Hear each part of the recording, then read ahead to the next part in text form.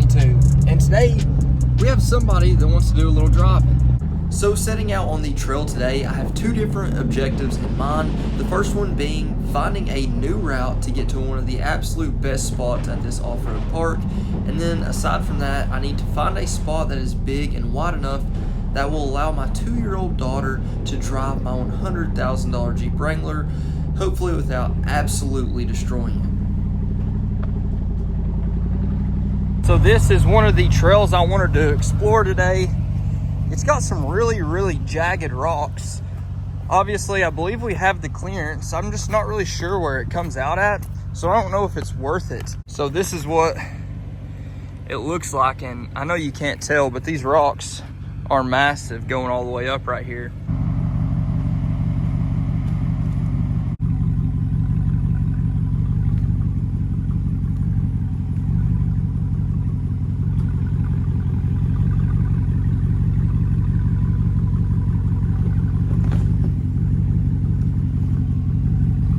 Now typically I will skip over the slow and technical trails, at least for footage, because they are usually not the most interesting. You can't see how challenging it actually is on video, but this one you can kind of hear how challenging it was.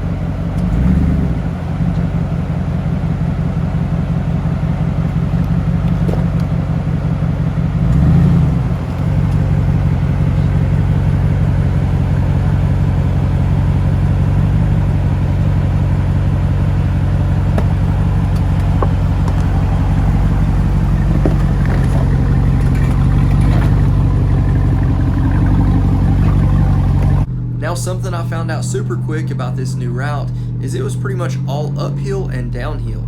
So the incline here is pretty darn steep. I know you can't tell on camera, and all the actual rocks and boulders were extremely loose, and that's pretty much how the entire trail was on the uphill sections. And then on the downhill sections, they were really jagged rocks and washed out paths, so it made for a lot of technical riding. It was a lot of fun and a little different than what we usually get at this off-road park.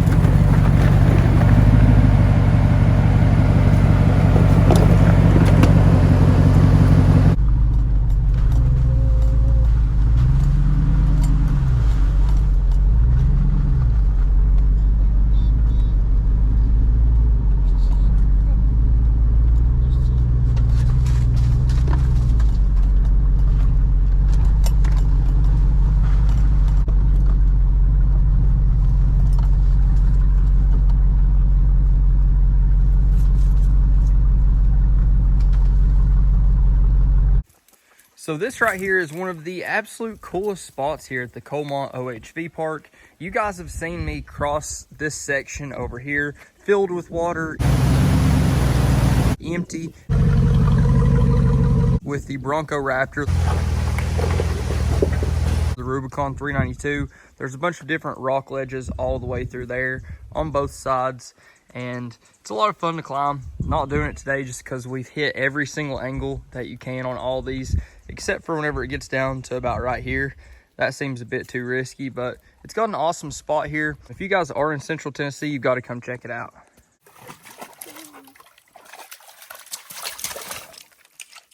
Does he want to down? I guess he did. It's so funny, we messed up the absolute best spot that we could mess up on this panel down here, because you can see we've got a section that's cut off right there and a section that's cut off right there. I believe it's just one piece, and so replacing that's going to be super easy. But as you can tell, the rock slider, I'm sure, made contact with the entire spot. But once we put a new rock slider on there, it'll cover it. I may not even really replace it. I may just pull that dent out and move on. I'm glad, even though these factory rock sliders are super weak, that they were at least on there, because it definitely helped. Now, since it's so dry here, this gives you a really good look of that obstacle that really got our wheel pretty good on the Bronco Raptor last trip out here.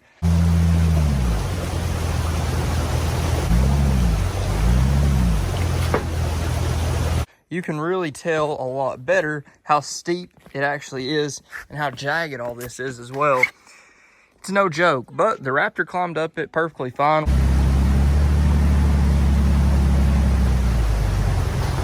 And then same thing for the Jeep. We've crossed right here a few times.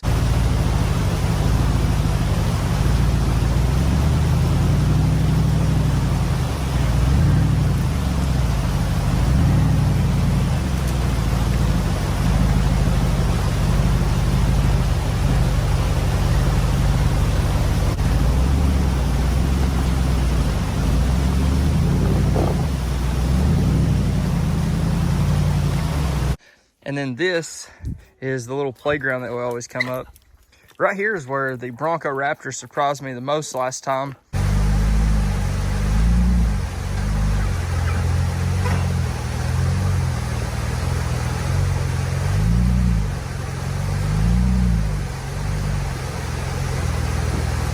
It did really good with all the water in here as well. Still had plenty of traction. And then there is the real test where, I mean, both of these have made it up it really good.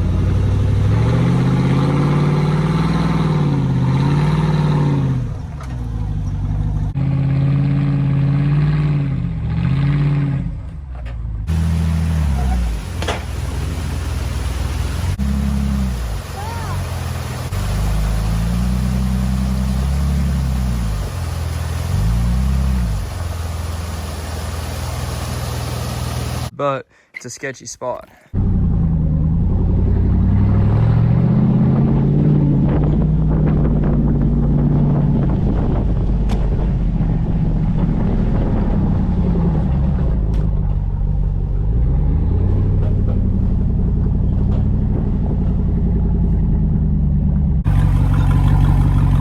Look where you're going.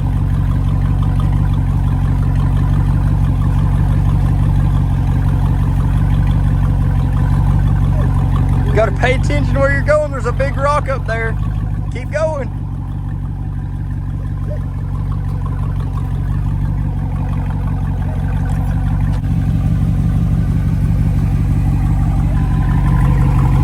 Keep going.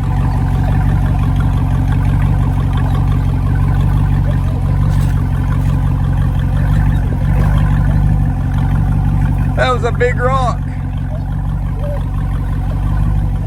Look where you're going. Look up there. Through the windshield. There you go.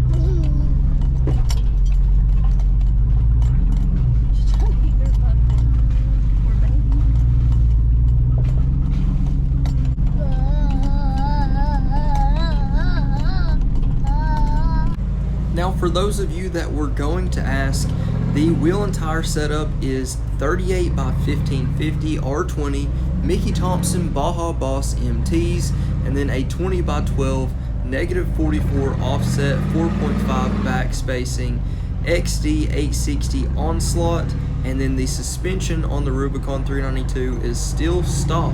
I just have the metal cloak fender flares, which don't really offer much more clearance, but they're a little bit more rigid, so whenever I max out and hit those, they stop a little bit better than hitting the plastic fenders. I know a lot of you are always going to ask that question, and if I already answered your question, make sure to put that in the comments below.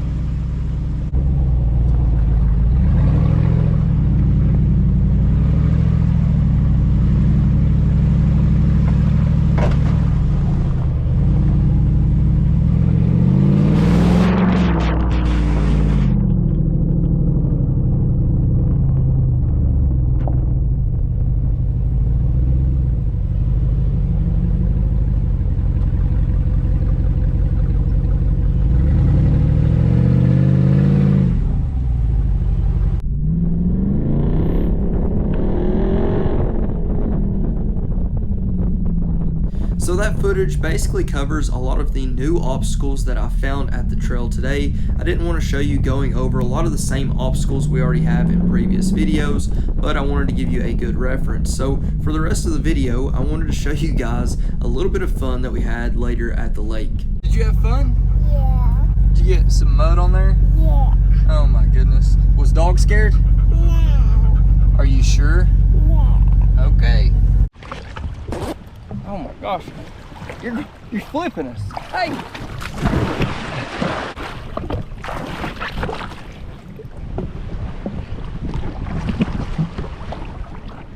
Can you not get on here?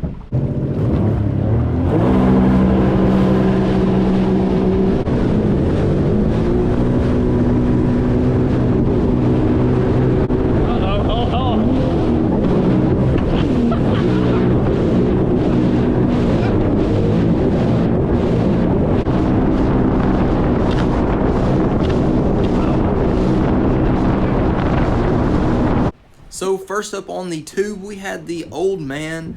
He would not let me pull him the last few trips, and today I finally convinced him.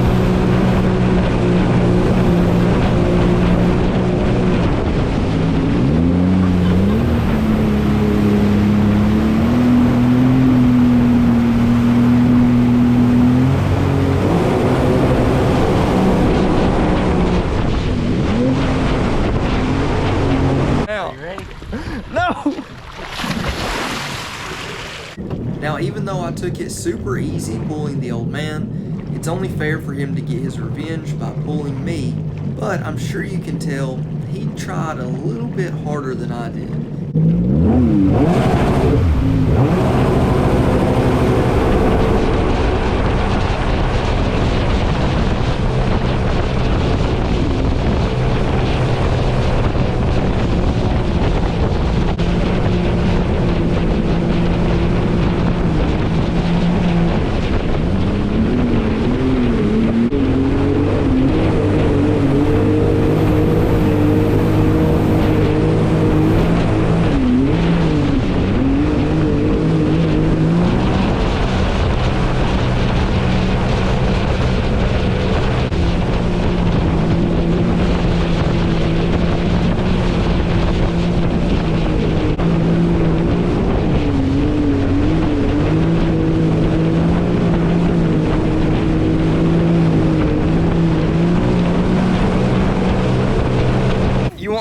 you on the tube? Yeah. Yeah, okay.